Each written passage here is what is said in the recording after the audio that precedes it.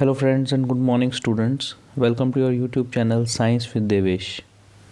In this series we are discussing the science of class 8th and our ongoing chapter is chemical effects of electric current. In this chapter we have discussed many chemical effects of electric current like when we pass current through any type of solution, the solution gets dissociated into its basic elements. One of the element is deposited on the positive plate and the other element is deposited on the negative plate. We have also discussed that on the basis of conductivity there are two types of substances, one are conductors and other are insulators. ठीक है, हमने इसी के साथ साथ ये भी discuss किया था कि जो प्योर वाटर होता है it is not a very good conductor of electricity, लेकिन अगर प्योर वाटर के अंदर हम कुछ इम्प्योरिटीज़ मिला दें तो उन इम्प्योरिटीज़ को मिलाने की वजह से वो एक अच्छा कंडक्टर बन जाता है. ओके, तो ये प्रॉपर्टी करंट की कि जब हम उसे किसी सॉल्यूशन में से पास करवाते हैं तो उस सॉल्यूशन में से करंट को पास करवाने के बाद सॉल्यूशन का कुछ पार्ट एक इलेक्ट्रोड पे डिपॉजिट हो जाता है और कुछ पार्ट दूसरे इलेक्ट्रोड पे डिपॉजिट हो जाता है. इस प्रोसेस को हम इलेक्ट्रोलिसिस कहते हैं, इलेक्ट्रोलिसिस. और जो सब्सटेंस वहाँ प्लेट्स पर डिपॉजिट हो रहा है उस सब्सटेंस को कहा जाता है इलेक्ट्रोलाइट. ओके, उस सब्सटेंस को हम कहते हैं इलेक्ट्रोलाइट. यही बातें हमने डिस्कस की थी, इनको थोड़ा सा ब्रीफ कर लेते हैं. जैसे हमारे पास ये एक बीकर है, बीकर के अंदर ये दो रॉड्स रखी हुई हैं. हमने इन दोनों रॉड में से एक रॉड को पॉजिटिव प्लेट के साथ बैटरी की और दूसरी रॉड को नेगेटिव प्लेट के साथ कनेक्ट कर दिया. हमें पता है कि जो बड़ी वाली प्लेट है वो पॉजिटिव होती है और जो छोटी प्लेट है वो नेगेटिव होती है. तो वो इलेक्ट्रोड जो पॉजिटिव प्लेट के साथ कनेक्टेड है उसको कहा जाता है एनोड और वो इलेक्ट्रोड जो नेगेटिव प्लेट के साथ कनेक्टेड है उसको कहा जाता है कैथोड. अब होता क्या है, इसके अंदर कोई ना कोई सॉल्यूशन होता है और जब हम इस सॉल्यूशन में से करंट को पास करवाते हैं तो इस सॉल्यूशन का वो पार्ट जिसके पास नेगेटिव चार्ज है वो एनोड वाली रोड के ऊपर डिपॉजिट हो जाता है और जिसके ऊपर पॉजिटिव चार्ज है वो कैथोड वाली रोड के ऊपर डिपॉजिट हो जाता है. फॉर एग्ज़ाम्पल अगर मैं वाटर की बात करूं तो हाइड्रोजन जो है वो कैथोड के ऊपर जाएगा और ऑक्सीजन जो है वो एनोड के ऊपर जाएगा. ओके, ये जो प्रोसेस होती है इसी प्रोसेस को कहा जाता है इलेक्ट्रोलिसिस. और इन रॉड्स के ऊपर जो सब्सटेंस डिपॉजिट हो रहे हैं उस सब्सटेंस को क्या कहा जाता है, उसे कहा जाता है इलेक्ट्रोलाइट. उसी को कहा जाता है इलेक्ट्रोलाइट. यहाँ तक की कुछ बातें हमने आपस में डिस्कस की थी. उसी के साथ अब हम कुछ और बातों को भी डिस्कस करेंगे. जैसे हमने कंडक्टिविटी देखी थी और कंडक्टिविटी देखने के साथ साथ हमने ये इलेक्ट्रोलिसिस का प्रोसेस भी देखा था. ओके, इसी में हमने बात करी थी कि जो सॉल्यूशन होता है जिसके अंदर इलेक्ट्रोलिसिस का प्रोसेस हो रहा है उस सॉल्यूशन के अंदर सबसे पहले हमें करंट को पास कराना होता है. ठीक है ना, प्योर वाटर जो है वो बहुत अच्छा कंडक्टर नहीं है लेकिन हम उसे अच्छा कंडक्टर बना सकते हैं. कैसे, उसमें कुछ इलेक्ट्रोलाइट्स को ऐड करके.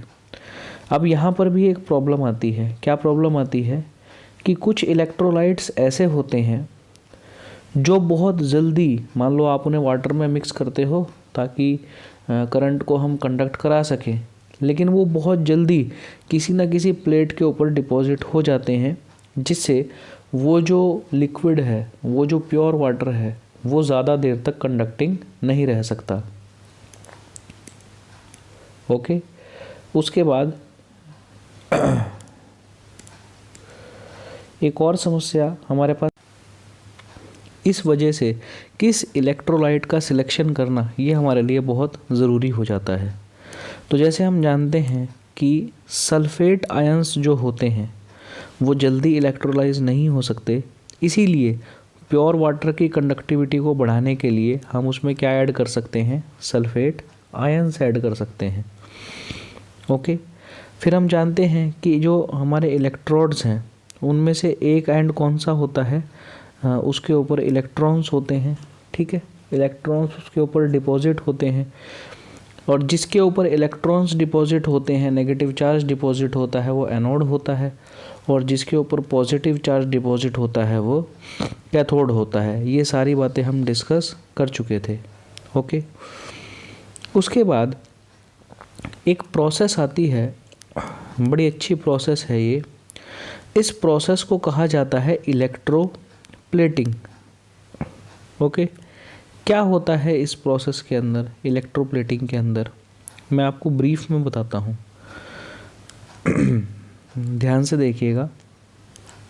मान लीजिए मेरे पास ये कोई एक मेटल है, कोई भी मेटल है ये। ओके, और ये मेटल जो है ये बहुत जल्दी कोरोड हो जाता है, इसके ऊपर बहुत जल्दी जंग लग जाता है। तो मैं क्या करता हूँ, इस मेटल के ऊपर एक बहुत ही थिन लेयर किसी दूसरे मेटल की डिपॉजिट कर देता हूँ जो जल्दी कोरोड नहीं होता। ओके, इसी में मैं एक और एग्जांपल लेता हूँ। आपके पास चांदी का, सिल्वर का कोई भी आपके पास मान लो ऑर्नामेंट है, मान लो ये आपके पास कड़ा जो है वो सिल्वर का है, कड़ा हम डालते हैं हाथ में, ब्रेसलेट टाइप। अब इस ब्रेसलेट को और अच्छी लुक देने के लिए, इसे और अच्छा शाइनी बनाने के लिए आप इसके ऊपर बहुत एक बारीक सी लेयर जो है वो गोल्ड की डिपॉजिट करवा लेते हो। इससे क्या होता है, इसकी लुक अच्छी हो जाती है। और यहाँ पर जो आपने मेटल डिपॉजिट किया उससे क्या होगा, जो ये नीचे वाला पार्ट है, ये वाला पार्ट, इसके ऊपर कोरोजन नहीं आएगा, इसके ऊपर जंग नहीं लगेगा। तो पर्पसली, जानबूझकर किसी एक मेटल के ऊपर दूसरे मेटल की लेयर को डिपॉजिट करवाना, कौन से मेथड से, ये जो हमने अभी अभी पढ़ा इलेक्ट्रोलिसिस, इस मेथड से, इसी को हम कहते हैं, क्या कहते हैं, इलेक्ट्रोप्लेटिंग। ओके, तो ज़्यादा कुछ इसमें और बताने की ज़रूरत नहीं है। इलेक्ट्रोप्लेटिंग का जो प्रोसेस होता है, उस प्रोसेस के अंदर क्या होता है कि हमें समझो गोल्ड की एक लेयर को किसी ज्वेलरी के ऊपर डिपॉजिट करना है। ओके, तो हम क्या करेंगे, जो गोल्ड है उसको एनोड पे रखेंगे, और जो ज्वेलरी का पीस है जिसके ऊपर हमें उस गोल्ड को डिपॉजिट करवाना है, उसे हम कैथोड पे रखेंगे। कैथोड आप जानते हो, कैथोड क्या होता है, कैथोड नेगेटिव होता है और एनोड क्या होता है, पॉजिटिव। और हमारे मेटल के ऊपर भी कैसा चार्ज होता है, पॉजिटिव। तो गोल्ड भी क्या है, एक मेटल, इसीलिए गोल्ड को एनोड पे रखा गया ताकि वो अट्रैक्ट होकर पानी में डिज़ोल्व होगा, और पानी में डिज़ोल्व होकर वो कहाँ कलेक्ट हो जाएगा, कैथोड पे, और वो जो दूसरी ज्वेलरी है, दूसरा जो मेटल है, उसके ऊपर ऐसे एक लेयर बना लेगा। ओके, अब ये जो इलेक्ट्रोलिसिस या इलेक्ट्रोप्लेटिंग की हमने बात करी, इसका यूज़ कहाँ कहाँ होता है, तो इसका बहुत बहुत वाइड इसका यूज़ है, मतलब जितना हम सोच भी नहीं सकते, इतने अमाउंट में हम इसका यूज़ करते हैं। कैसे हम इसका यूज़ करते हैं, देखो, आपकी कार जो होती है, साइकिल जो होती है, बाइक जो होती है, उसके रिम्स होते हैं, व्हील के रिम, वो इतने शाइनी कैसे होते हैं, उनके ऊपर किसी दूसरे मेटल की जो लेयर है वो डिपॉजिटेड होती है। ऐसे ही साइकिल के हैंडल होते हैं, आपके टैप्स, आपके नल होते हैं, वो बहुत शाइनी होते हैं। तो उनके शाइनी होने का एक रीज़न क्या है यही रीज़न है कि उनके ऊपर दूसरा एक मेटल है उसकी एक लेयर को डिपॉजिट करवाया जाता है। ओके, फिर और इलेक्ट्रोप्लेटिंग के हमें क्या लगता है इलेक्ट्रोप्लेटिंग के और भी यूजेस है, उनमें से एक वन ऑफ द यूज़ है प्रोटेक्शन। किसी एक मेटल को कोरोड होने से बचाना, उसे ख़राब होने से बचाना। ये मैंने आपको बता दिया कि एक मेटल, इसे तो हमें बचाना है, तो हम क्या करेंगे, इसके ऊपर कोई दूसरी लेयर ऐसे डिपॉजिट करवा देंगे, जिससे क्या होगा, ये नीचे वाला जो मेटल है ये अनरिएक्टिव रह जाएगा और ऊपर वाला मेटल रिएक्ट होके एनवायरनमेंट के साथ ख़राब हो चाहे ना हो, उससे हमें कोई मतलब नहीं है। ठीक है, अब जानते हैं कि जो बेस्ट कंडक्टर है दुनिया के अंदर इलेक्ट्रिसिटी के, वो हैं गोल्ड और सिल्वर। लेकिन आपने ये भी देखा होगा कि हमारी जो वायर्स हैं वो गोल्ड और सिल्वर से नहीं बनती। ओके, तो फिर क्या करें, क्यों नहीं बनती? उसका एक ही रीज़न है, जो बहुत बड़ा रीज़न है, कि ये जो है वो बहुत एक्सपेंसिव हैं। तो इसलिए सारी वायर्स हम गोल्ड या सिल्वर से नहीं बना सकते। लेकिन इलेक्ट्रोप्लेटिंग की हेल्प से हम क्या कर सकते हैं, कोई दूसरा मेटल ले सकते हैं और बीच बीच में, जैसे ये एक मेटल ले लिया हमने और बीच बीच में इसके ऊपर कुछ लेयर्स हम ऐसे डिपॉजिट करवा सकते हैं, किसकी, सिल्वर की या गोल्ड की, जिससे इसकी कंडक्टिविटी बहुत फास्ट हो जाएगी और हमें इतना महंगा, इतना एक्सपेंसिव जो मटेरियल है वो भी इस्तेमाल नहीं करना पड़ेगा। ठीक है, फिर एक और इसका यूज़ होता है, किसी भी आइटम को, किसी भी ऑर्नामेंट को ब्यूटीफुल बनाने के लिए, या फिर कोरोजन से उसकी प्रोटेक्शन करने के लिए, या फिर उसकी इलेक्ट्रिकल कंडक्टिविटी को बढ़ाने के लिए, इन 3 कामों के लिए हम इलेक्ट्रोप्लेटिंग का इस्तेमाल करते हैं। देखो, सबसे पहला क्या है, उसकी ब्यूटी को एनहांस करने के लिए, उस ऑर्नामेंट की, उस ज्वेलरी की, उस शो पीस की, ठीक है, उसकी ब्यूटी को एनहांस करने के लिए। दूसरा, उसे कोरोजन से बचाने के लिए। और तीसरा, इलेक्ट्रिकल कंडक्टिविटी को बढ़ाने के लिए। इन तीनों के लिए हम किसका इस्तेमाल करते हैं, हम इलेक्ट्रोप्लेटिंग का इस्तेमाल करते हैं। तो ये हमने कुछ इफ़ेक्ट्स अभी पढ़े हैं। ये किसके इफ़ेक्ट हैं, ये इलेक्ट्रिक करंट के केमिकल इफ़ेक्ट्स हैं। जैसे केमिकल इफ़ेक्ट होते हैं, ऐसे ही इलेक्ट्रिक करंट के मैग्नेटिक इफ़ेक्ट्स भी होते हैं, लेकिन अभी हमें उनको स्टडी नहीं करना है। अभी इस चैप्टर को हमने अच्छे से रीड किया, इसकी जितनी भी प्रॉपर्टीज़ आई इसके अंदर, किसकी प्रॉपर्टी आई इसके अंदर करंट की जितनी भी प्रॉपर्टीज़ आई, और उनमें से स्पेशली कौन सी प्रॉपर्टीज़, केमिकल प्रॉपर्टीज़ जो आई, उसको हमने स्टडी किया।